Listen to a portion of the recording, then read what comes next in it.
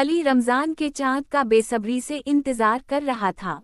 जैसे ही चांद नजर आया, उसने खुशी से ऐलान किया, अम्मी, मैं कल रोजा रखूंगा। सुबह सहरी के वक्त अम्मी ने उसे जगाया। नींद से बोझल आंखों के साथ वो खाने की मेज पर आया। सहरी के बाद उसने दुआ की और रोजा रख लिया। दिन में अली को प्यास और भूख महसूस हुई, लेकिन उसने हिम्मत न हारी।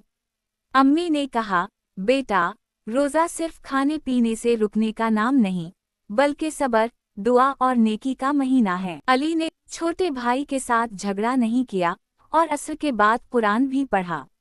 जैसे ही इफ्तार का वक्त करीब आया, वो दुआ के लिए हाथ उठाए बैठा था। अजान सुनते ही उसने खजूर खाई और पानी पिया, तो एक अजीब सी खुशी उसके दिल में भर गई। अम्मी, रोजा रखने से दिल को सुकून भी मिलता है, अली ने खुशी से कहा। अम्मी ने मुस्कुराते हुए उसे गले लगा लिया। हाँ बेटा, यही तो रमजान की खूबसूरती है।